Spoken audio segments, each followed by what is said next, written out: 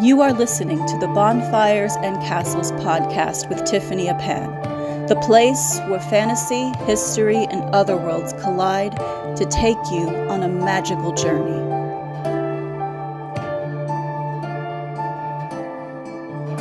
In his house, warm in his bed. Well, greetings and welcome to another episode of the Bonfires and Castles podcast. Now, it has been a pretty intense couple of days now, or intense couple of weeks, especially as we came out of the year of the wood snake and went into the year of the Firehorse. But it wasn't just that. We just came out of a Mercury retrograde. We just had a new moon in Pisces, which the energy for that new moon is still present and usually lasts about 1 to 3 days after it actually occurs. And now we are in Aries season, and now we're coming up onto a full moon very, very soon. We just had the spring equinox, and this next full moon is a Libra full moon, and Libra often represents balance and a fight for harmony and settling the score almost. So this should be interesting, especially with us being in Aries season now. But as I said, we are in the year of the Firehorse, and we just had the spring equinox very recently. So that's representative of a lot of new beginnings, the equinox is. However, I'm going to do just a little bit of kind of a recap on how the year of the Firehorse has been for me so far. And I would be very interested in also hearing how the year of the Firehorse, since the year of the snake ended, how these past few weeks have been for you. Or I should say, like this past month and a half, how that's been for you ever since the Firehorse was unleashed on us and the wood snake returned to the forest for a nice rest. And we recently came out of the season of the winter crone, the Kalia. She returned to the forest to have a nice long rest while goddess Bridget rules in her place during the warmer months. And the Kalia will then reclaim her throne, come out and switch with Bridget, reclaim her throne during the dark winter months. And such is the cycle of life, especially if you're like me and you live in the Northern Hemisphere. Now, as I record this episode, I am actually taking a break from doing my very deep spring cleaning on my living space, my car, basically everything that I have to inhabit to some degree. And I'm also this week, I am on like a bit of an odyssey, if you will. Like I'm not just doing just your ordinary spring clean. And this is due to basically how the year of the Firehorse has been going for me so far.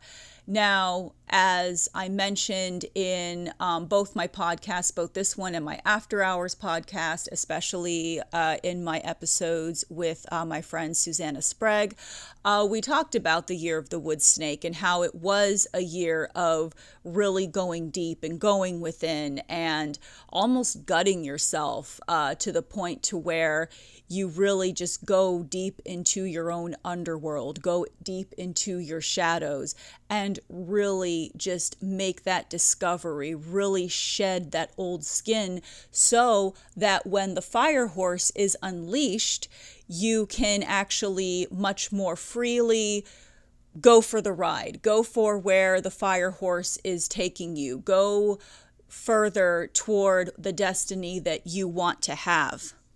And I will say, I really used the year of the wooden snake well. I really did a lot of inner work, even more so than I normally do. And I'm very big on inner work. I'm very big on moving through your shadows and alchemizing them and integrating them and really using that energy and using that to propel yourself forward and to heal the wounds that maybe have been hindering you and keeping you from actually going for the things that, you were put on this earth to do, going for the things that that you feel called to do. And the Year of the Wood Snake was amazing for that. And then when the Year of the Firehorse happened, I was super excited. I was like, yes, let's go. I've really emptied out a lot of stuff. And it started out strong. The Year of the Firehorse, I was like, the start of it, I felt like I was on top of the world. But then things got a little discombobulated, and I'd love to hear if this was maybe the case for you as well. And I discovered that this happened when Mercury went into retrograde in the sign of Pisces. And yes, that energy was quite stagnant, which was interesting because, we're in the Year of the Firehorse. We're supposed to be moving forward. But then my friend Susanna, she sent me this really interesting reel on via Instagram. And it was this, this woman, this spiritual woman who studies spirituality, studies nature and creation, and how the different cycles of life occur, especially if you live in the northern hemisphere.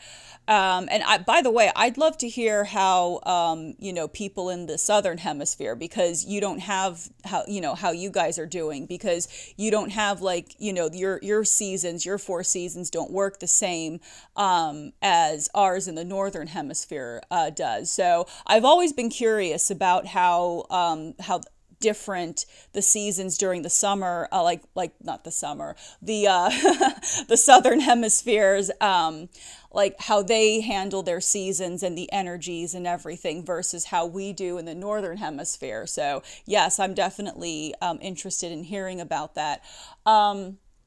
But the Year of the Firehorse, yes, it's moving, and this is according to this reel that this woman made. I can't remember her username, but I will look it up and tag her in the description just to give her credit.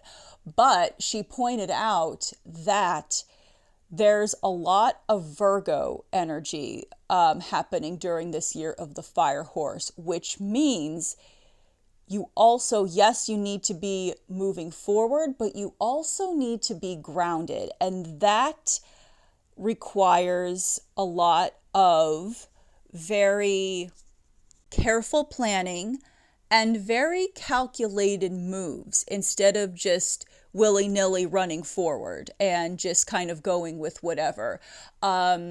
So yes, you still have to be being I don't know if cautious is the right word, but you have to be smart about the moves you make. You have to sit down and plan as well as move forward. And, even metaphorically speaking, you're traveling on a horse. Sometimes the horse needs to rest. Sometimes, you do need to stop and plot out your next move. And this was really an eye-opener because I in a way, there was a time, definitely a time when I did feel like I was being dragged by the horse. I'm not going to lie. Like I said, it started out strong and then it was just kind of seemed to just kind of collapse. And, then I was being dragged by the horse instead of riding on the horse. But that reel that Susanna sent me really helped me, okay, just sit back, put things into perspective, really, just see what needs done and plan out my next steps carefully. So what I did, I ended up doing a huge brain dump onto a piece of paper. Everything, and you can do this on like an app, like a note app or whatever works for you. I find when I put like pen to paper, this is just me, I find that when I put pen to paper, it just, I don't know, it just kind of does something magical where, okay, it's actually real on the paper. Now, I do use phone apps as well. I do think there's a place for them. But for me, for things like this, I'm just better using like physical pen and paper. So what I did, I just did a huge brain dump. And this was actually the start of my spring clean, because like I said, this was not any old spring clean. This is not my usual spring clean. I'm basically spring cleaning everything from my brain to like my physical living space. I started doing a huge brain dump, and I just listed out every single thing that I was behind on, every single thing that still needed done. It didn't matter how tiny the task was or how big and daunting the task was. I wrote it all down. And then, after I wrote it all down, I categorized them. Now, when I say categorize, I listed them in order of importance, and I also listed them in order of how small the tasks were and how big the tasks were. Now, doing this alone felt just so much better. I could already feel like a huge weight being lifted off my shoulders, but I still had to prioritize the tasks that needed done.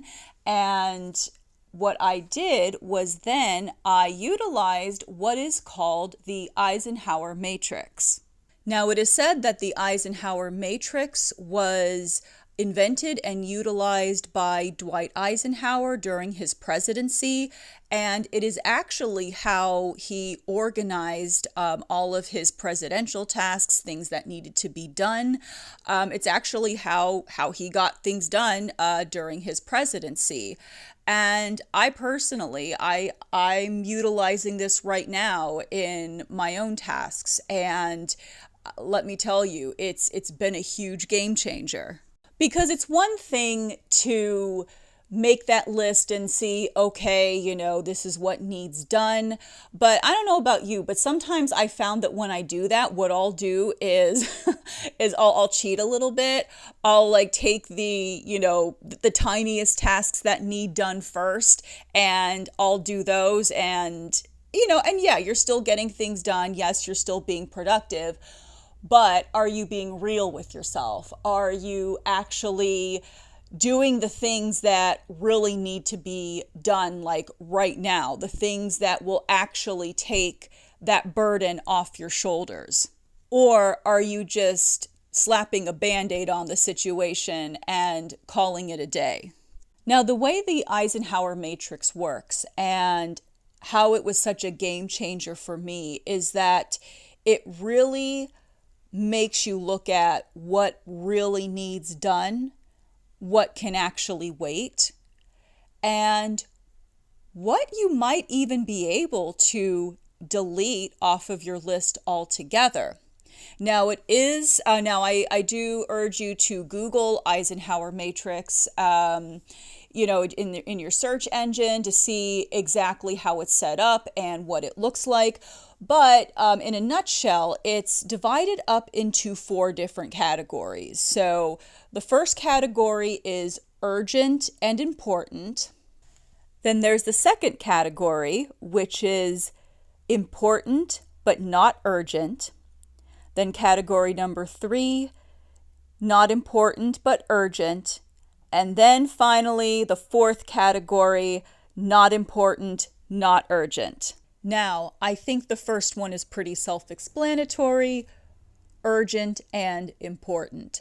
Those are the tasks that need done like today. They needed done yesterday. And, we've been putting them off.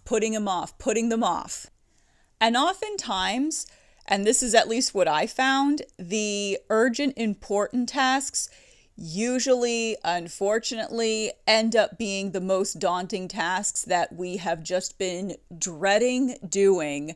And as a result, yes, we've put them off. And they've lingered like this annoying little fly that's buzzing in your ear, and you try to ignore, but you can't.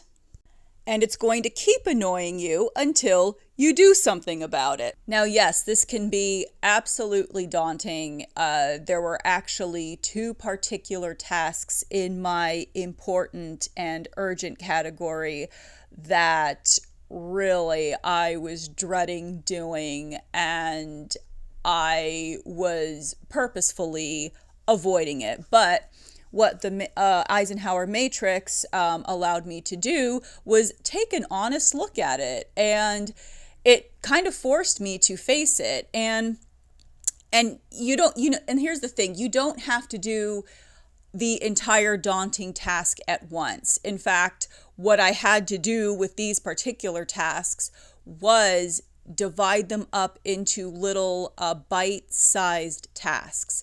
And with each step, I got closer to completing it until I finally did complete it. And it took me like a good few days to complete these tasks, but I did it. And like I said, dividing it up into tiny bite-sized tasks really helped with that sense of completion, that sense of doing it in a very calculated and organized way. And eventually I did get it done, and now it is completely off my plate and I don't have to worry about it anymore, which is awesome. Now, the second category, important but not urgent. Those are the tasks that, well, yeah, they're important, but they don't have to be done right away. Or your things like, things that you need to put into habit every day can also be in this category too. Like, for instance, me practicing my music and my musical instruments, and, just really honing my skills there, learning a new skill. That could be in the important but not urgent category. Yes, it's something that can help you in your path and in what you need to do. Maybe it's like, okay, taking a new class to learn a new skill that you need to learn in order to maybe like complete like something else in your business, or maybe you want to have knowledge in another category. Like, say I'm into history, maybe like I'll learn something like maybe a little bit more about like medieval England or something like that, especially since my album that I'm writing that has to do with like medieval England and the War of the Roses and all that stuff. So yeah, like studying a little bit more on that. Again, it's important, but it's not super urgent that I do it, but it's something that should be done regularly as well. So something like that can go into the important but not urgent category. And another other tasks that I put in the important but not urgent category were tasks that, okay, yes, they did have a bit of a deadline, but they weren't as urgent as the important but urgent tasks. Now, once I crossed several things off of the important but urgent list because I completed them, then I did move some tasks from the important but not urgent tasks to the important but urgent category, because yes, you can do that. I mean, there was even one task that I at first put in the important but urgent category, but on second thought, no, it doesn't really need to be done right now. So I moved it over to the important but not urgent category. So yeah, you might find that, you switch things around a bit as you go, but the important thing is that you're going with it, even if you need to tweak some things along the way.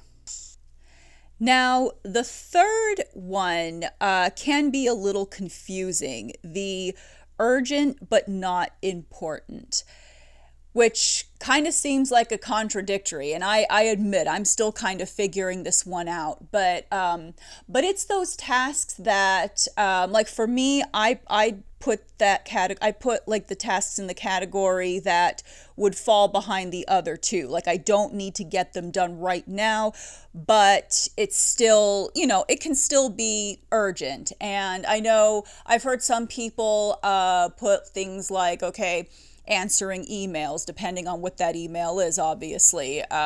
Obviously, if it's an urgent email, you want to answer it right away. But if it's one that can wait, then, that can maybe put in the urgent but not important category. I've even heard some people say, oh, these tasks that maybe you can delegate to others to do, where the urgent and important but and not urgent and important but not urgent categories you may actually have to do, but the not important but urgent categories you might be able to delegate to other people if possible. Or you can do what I did, and you can put the tasks that are kind of like they're third in line. They're third in line for me to do. Yes, it's important I get them done, but I don't really need to get them done like right this second. So that's how I'm handling that. Now, the final category, not important, not urgent. Now, this is where you can put the tasks that you can either decide to delete from your list altogether because they're just dead weight and you're not really going to do them, and it's not really urgent or important that you do them. So you're just going to relieve yourself of that altogether and just delete it. Or if you decide, yes, you know what, no, it's not really a priority, but I still want to get it done, then it's not a very big deal that you list it last. Like, it's not something that's a huge priority, but eventually, once you're done with all the more important tasks, you'll eventually get to that one. And it won't really be a huge burden on you to put that last. It really helped me to organize all of my tasks and also to stay focused on them, because I am mainly focused on the important but urgent tasks. Whereas before, if I would just have things in like a big old list, I would get distracted. Like, oh, I could do this instead of this big task that I do need to get done. But I don't really want to do it. So I'm just going to do one of these smaller tasks that may not be as important, but I'll still feel like I'm being productive and that I'm still getting things done.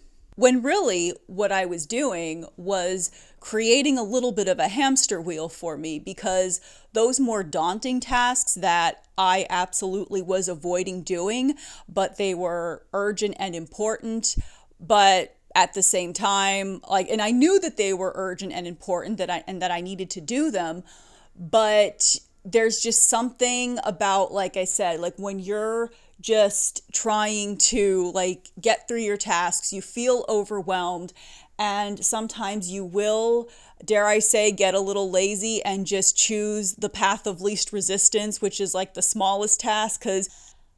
And another thing that has always tripped me up, and this is something that I have actually been working on as far as my own inner work and shadow work goes, is being too much of a perfectionist. I'm afraid that sometimes if I don't do a task absolutely perfect, it's like the clouds part and down comes this amazing system from the heavens, and you hear the choir of angels, and it's just this perfect system that you do, and it's flawless, and then you live happily ever after.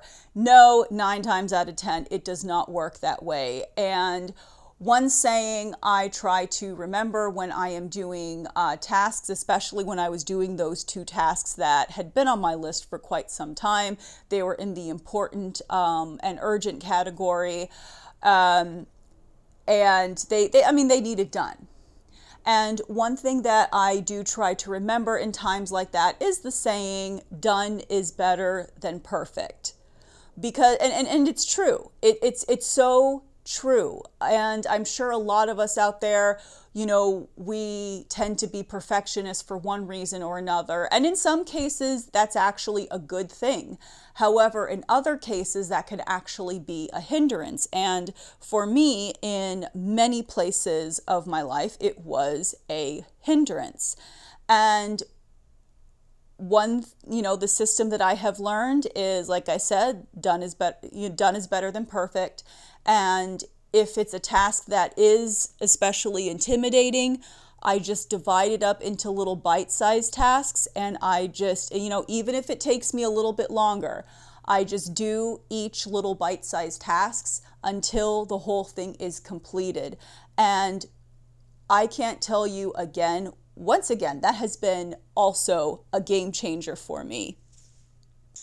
But at the end of the day, I really was just kind of fooling myself because then those important but more daunting tasks would keep piling up and piling up and piling up, and therefore would become even more daunting. And at the end of the day, you really can't escape what is and what does need to be done. And those daunting tasks are just going to stay on your list until they get done. They're just going to keep annoying you like that annoying fly buzzing in your ear until you actually do something about it. On top of doing the inner work and figuring out why exactly I would sometimes be such a perfectionist that it would actually hinder me from getting done what I need to. And, there's always a way, there's always a way to do things. There's always a way to figure things out. And it may not be the perfect picture that you originally had, but it'll get done nonetheless. And you will have just that burden lifted off of your shoulders. So now that I am implementing and utilizing these systems, I am moving through my lists and getting things done. And like I said, even if I have to divide a task into small little bite-sized tasks, I'm still getting things done and still moving through a system that is really just helping me stay grounded, stay the course, and stay on my path. And so that is how I regained my footing after I felt like I was being dragged by the Firehorse. And so far, it's been really good. And it's really important, especially in such a crazy time, such a crazy year, is to take care of yourself first. Take care of your own mental health, your own well-being first. And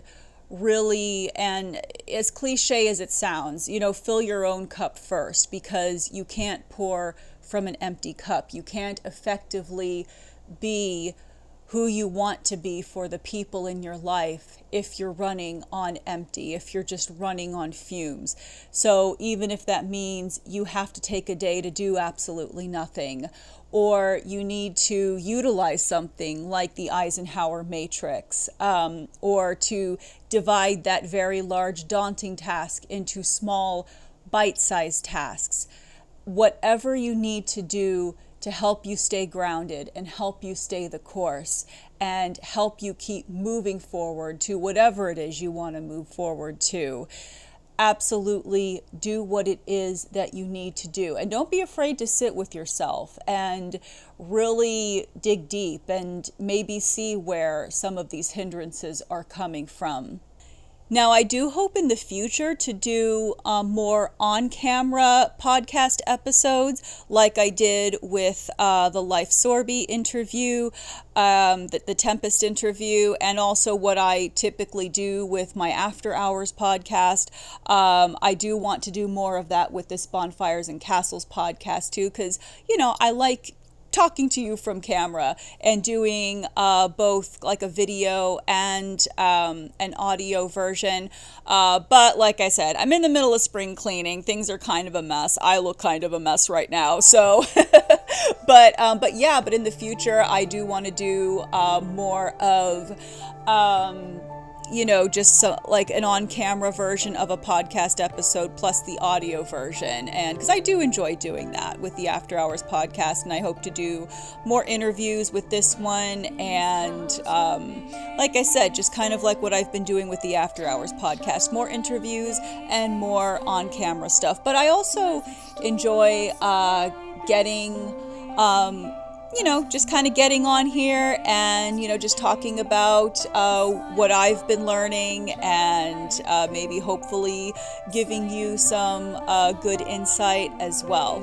And for this episode, I actually did not have a script. I freestyled it a little, so I hope it made sense. But that was this episode of the Bonfires and Castles podcast. Thank you so much for listening. Both of my podcasts have been getting kind of a surge in listenership, and I am so grateful for that. You guys are awesome. I hope you're enjoying the episodes, and I look forward to bringing you more. But until the next episode, please stay safe, and I will see you someplace in time.